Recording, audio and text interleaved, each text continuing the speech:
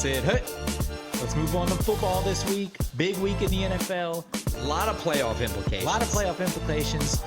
We're not covering the lesser bowls. Maybe as the bowl season goes on, bigger bowls we're going to cover for college football. So it's going to be all NFL this week. And the first game, which because college is over, regular season, one good thing is we've got NFL games on Sunday. Yeah. I mean, not on Sunday, on Saturday. That That's too. the wrong day. Of course they're on Sunday. I like them on Sunday and Saturday. But Saturday, we have 3 games. The first one, the 7-6 Minnesota Vikings with their backup and now backup quarterback. Double backup. Nick Mullins. Taking on the Cincinnati Bengals with their backup quarterback, Jake Browning, who's really been playing well. Dude, the Vikings won last week 3-0. So it's the Vikings, they have an amazing defense, but their offense the past like 2 or 3 weeks has been playing like shit. The Bengals, somehow with Jake Browning, they're still rolling.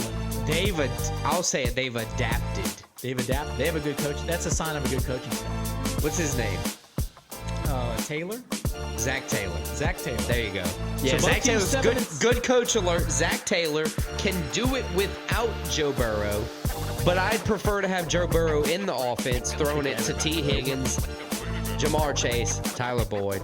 I think the Bengals at home get this win. I think they're the better team. Although I think both teams are good. Both teams are pretty much missing the quarterback to be Super Bowl contenders. Look, but for the NFL I think the Bengals picks, get the win. For my NFL picks this week, I've decided to stop doubting myself, number 1.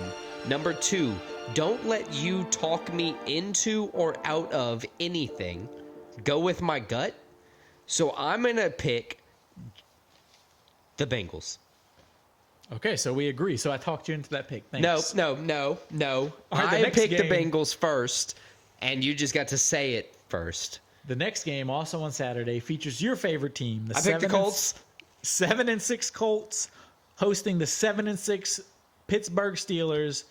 Steelers, they lost to the Patriots last week. That's a bad loss. Kenny Pickett out.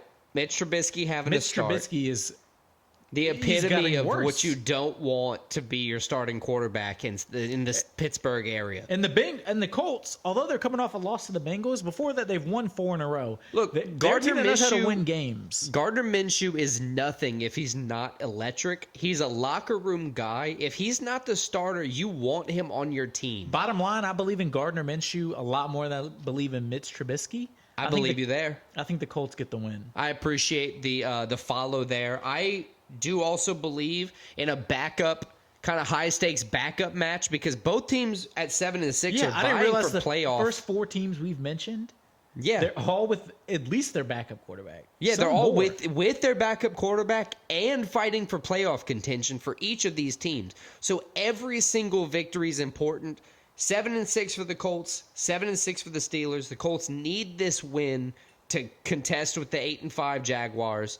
I think the Colts win with Gardner Minshew magic. Yeah, so we agree on that one. Next, we're going to move on to the last Saturday game, Saturday night. Denver Broncos. 7-6 versus the Lions, 9-5. This Lions team, underperforming, underwhelming, but also good? I don't understand. You don't know what's going to show up. They're either going to win, look very impressive, or get blown out. I don't understand the Lions. But the Broncos, listen to this. They have won 6 out of 7 of their last 7 games. Remember, they lost by 50 points to the Dolphins, and since then they've been a great team. Sean Payton, his first year, they won 6 out of 7, while. and they're 7-6, which means at one point, what were they? 1-2? Yeah, but they 1-2. Or 1-6. I mean, sorry about that. Way worse than that, brother. 1-2. That's not that bad. Sean actually. Payton, his first year, they're finally clicking. Him and Russell Wilson. I think the Broncos' momentum continues. I think the Lions, they're a team. They're a good team, but they could also lose to anybody. And not saying the Broncos aren't anybody, but I think the Broncos go and get the win. I think they move to 8-6, and there'll be another disappointing loss for the Lions. Dude, the Lions lost to the Bears by 15 points last week. Jared Goff has been struggling the past couple weeks. But they're still leading the NFC North. I think if they're going to do that, they need to beat the Broncos here. They need to find a way to win, and I think they're going to rebound well. I actually picked the Lions here to beat the Broncos at home, or to win against the Broncos when the Lions are at home. All right, so let's move on to Sunday now. One of the teams we just mentioned, the team that beat the Detroit Lions last week, the Chicago Bears, 5-8, quietly in playoff contention. Quietly. Taking on the 8-5 Browns, another team with a backup quarterback. How do you see this one going? Man, look, the Browns beat the Lions by double digits. I think it's really just time to let Justin Fields play. That's what I was about to say. Is he finally coming to, finally starting to play? They've won 2 in a row, 5-8. He makes big plays. Yeah, he does still make some mistakes, but this has also let him sling it. This has also been an efficient Justin Fields when they've let him do his thing. They've only really struggled when the coach is limiting him on a leash. Yeah, right. It's like let the guy run. Let's see what he can do. If he's gonna get hurt, he's gonna get hurt whether you're protecting him. But or not even that. They're not even letting him. A lot of times they don't let him throw downfield. Now look, the Browns have activated Joe Flacco off the practice squad 2 weeks in a row. They've officially named him as the starter for the rest of the season. You saw some of his. He had some great throws last week. Yeah, no, they named him as a starter for the rest of the season. I think they're going to just give him, elevate him permanently off the practice squad. He's going to be the starter. We already know that. They're in playoff contention. So are the Bears. This is a big one, but I think the Bears win. I think Justin Fields being able to kind of do what he needs to do, just even if he has to ignore the coach here, I think he's going to just do what he has to do. I don't think he's going to ignore the coach to win the game. But I think the Bears win the game. I like the way Justin Fields has been playing lately. I got the Bears too. So let's move on. Next game. Another game. Huge playoff implications, even though they're not the greatest teams. The 6-7 Tampa Bay Buccaneers going to the 6-7 Green Bay Packers. Both teams fighting for the spot. Green Bay coming off of a tough Monday night loss to the Giants. Right. Bucks, a huge division win against the Falcons last week. As I said, Bucks are in contention not only for the playoffs, the last playoff spot. They're currently winning the division with a losing record. But for their division. So they can make it both ways. Packers really going for that wild card spot. I just think it's going to be tough for the Bucks to go to Green Bay and win. And I'm never, at this point, I like the guy. I'm never sold on Baker Mayfield. I'm never going to be betting on Baker Mayfield. Right. No, I agree. I think they've done well this season with what they've had. It's strange to say that when they're a 6-7 team, like they have a losing record, but we're proud of him in some way. It's not strange. It's just they're overperforming. Right. We didn't expect anything out of them. And now they're like 6-7. So it's like, oh, yeah. Right. To be on the verge of 500 is great. They currently hold the keys to the division with a losing record, especially beating the Falcons and the Panthers in the respective weeks. I think the Packers are going to win this week, but I will credit Baker Mayfield as doing his part to hold down the fort, with everything he's had to deal with this season so far. All right, next game.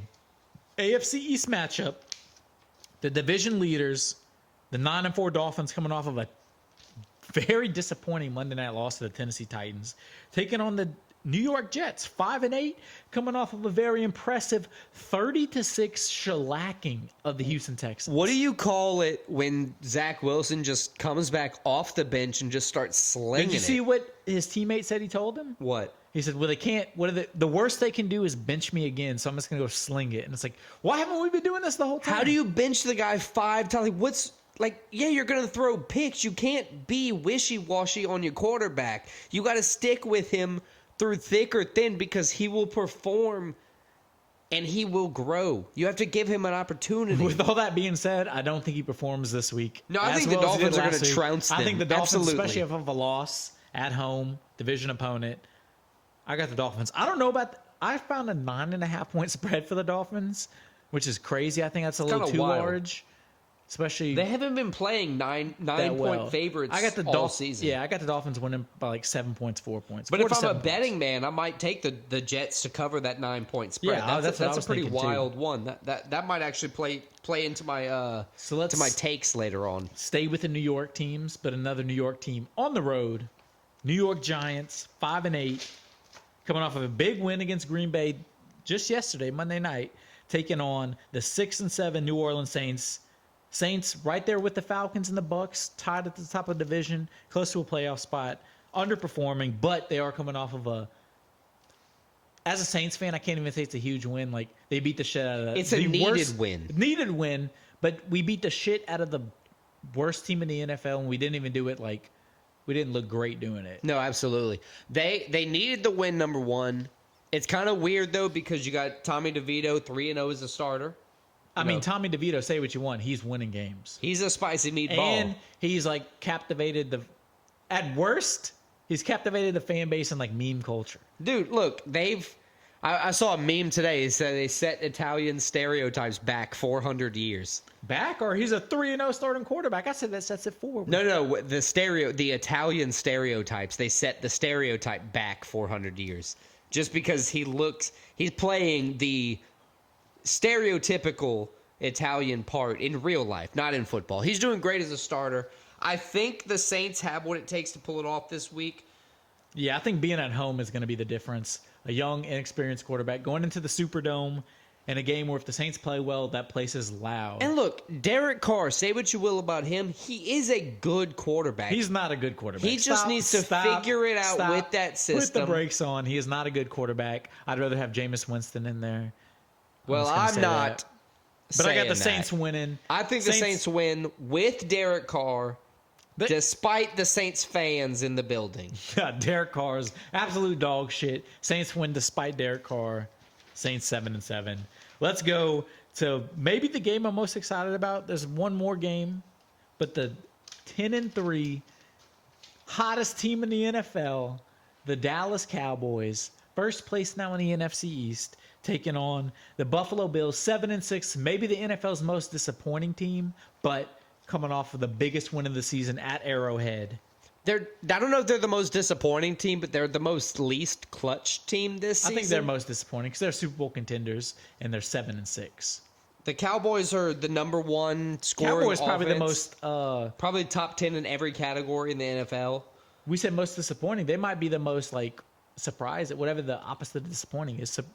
Surprising. I guess the biggest question is: are the Cowboys gonna cowboy, or are they actually? We all know eventually they're gonna cowboy. They're not winning the Super Bowl, but this is great for them. There will be. So this is the thing to wonder. There will be a time in history where the Cowboys win the Super Bowl again. I'm not saying it's this year by any standpoint. That might not be true. The NFL's not going to last forever. It won't? At this point. America probably won't last forever. Fair. If it did, there's a reasonable chance that... I believe there's a finite amount of NFL seasons. How many are there? That's like asking, like, when am I going to die? So you don't want to know the answer, but when it happens... Never know. Yeah, okay.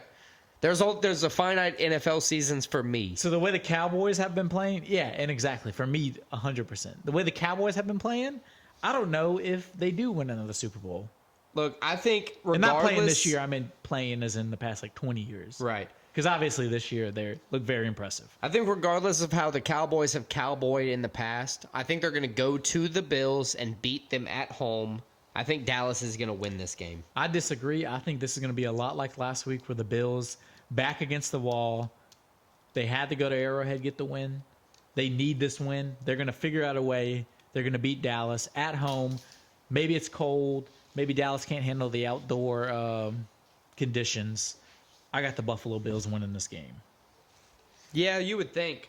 Look, next one we have 10-3 Ravens. Probably finally time to talk about them. So we just talked about the number one team in the NFC, the Dallas Cowboys. Technically, I think they're ahead of the Niners in terms of standings. That's crazy. But Cowboys, one of the top teams, taking on maybe the top team in the AFC. Untalked about the Ravens, 10-3, taking on the Jaguars at home, 8-5, leading their division. Coming off two straight disappointing losses, though. I need the Jaguars to lose here for the Colts to be able to tie them for the division and, hopefully take advantage by the end of the season. I get that. And I think they do lose. I think the Ravens, they had an exciting game last week. The Ravens are a team that wins. They've been on the cusp of things for a little while, for a few seasons. So I think they're finally making that jump. I think, look, they're a legit Super Bowl contender. I think they go to Jacksonville. I think they get the dub. I think the Colts and the Jags are tied by the end of the day. I agree with you in all of that. I just want to add to it that I think the Lamar Jackson has He's been very efficient this year because they've allowed him to do what he needs to do, similar to what they need to do for Justin Fields. I agree. I think the Ravens are going to win, and the Colts are going to be tied by the end of the day. All right, so let's go to Monday night. This is the third day we've covered.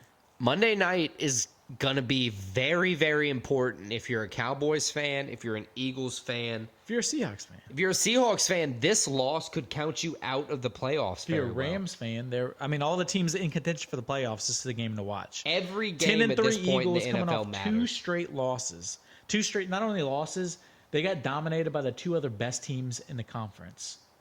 Seahawks lost 4 in a row.